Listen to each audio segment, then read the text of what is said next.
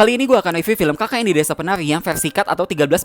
Dan apakah tetap bakal ada adegan ahem-ahemnya nggak nih? Disclaimer dulu, video ini nggak di-endorse karena sebenarnya tiap kali gue bahas film KKN banyak banget yang ngira kalau gue tuh di-endorse, padahal mah kagak. Dan dari awal ketika cerita ini viral tahun 2019, gue emang sengaja banget nggak pernah pengen baca ceritanya dulu. Gue pengen nonton filmnya dulu supaya pas gue nonton filmnya bisa lebih surprise. Dan makanya gue baru baca cerita original KKN itu setelah gue nonton filmnya. Kali ini gue bahas hal-hal yang gue suka dulu ya. Sebagai film horor dengan sound Dolby Atmos, menurut gue ini soundnya tuh bagus banget, kayak wow gitu loh. Karena menurut gue suaranya itu gede, ngagetin, tapi nggak lebay, nggak alay, nggak kayak beberapa film horor Indonesia lainnya yang cuma suara berisik doang. Production design-nya juga menurut gue oke, bisa bikin nuansa desa di tengah hutan yang entah berantah banget. Terus juga makeup beauty-nya natural, nggak lebay, nggak kayak sinetron. Dan juga karakter desain setannya itu bisa bervariasi, dan yang pasti sesuai dengan penggambaran cerita originalnya juga sih. Terus untuk acting pemain menurut gue oke lah. Apalagi beberapa pemain cewek menurut gue harus dituntut untuk bisa nari tradisional secara lihai. Dan kali ini gue akan bahas hal-hal yang gue kurang suka.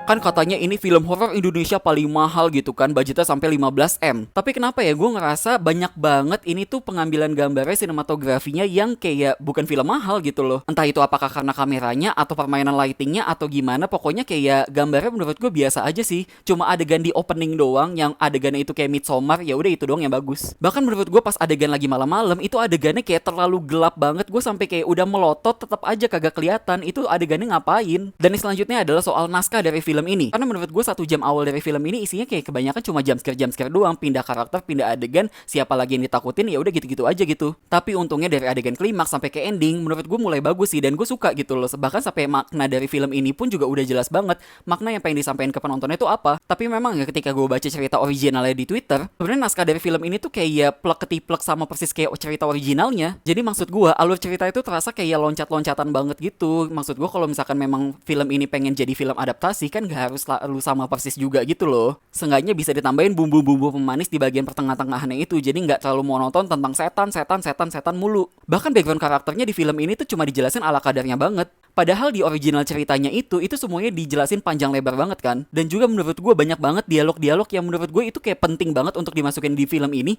tapi nggak ada di filmnya. Sedangkan pas gue baca cerita originalnya, loh kok ini ada disebutin gitu loh di cerita originalnya, tapi di filmnya nggak disebutin. Jadi maksud gue kalau misalkan kalian-kalian yang nggak pernah baca cerita originalnya dan langsung nonton filmnya itu, pasti mungkin ada beberapa adegan yang kalian agak bingung di sedikit. Dan kalian pasti bakal bisa lebih paham ketika kalian udah baca ceritanya juga. Dan terakhir untuk adegan ya sebenarnya itu semuanya aman-aman aja sih untuk di bagian 13+ ini, tetap ditunjukin walaupun di cut-cut gitu. Walaupun sebenarnya adegan itu kan ya bagian dari konflik ceritanya juga, itu bahkan konflik terpenting dari film ini loh. Jadi maksud gue itu bukan cuma sekedar bumbu erotis kayak film susah keramas gitu kan. Ya udahlah, mungkin ini aja sih penilaian gue soal film KKN di Desa Penari yang versi cut. Karena video setelah ini gue bakal review untuk yang versi uncut-nya. Kira-kira apa sih bedanya gitu kan? Apakah ngasih sesuatu yang signifikan? Apakah gimana nih?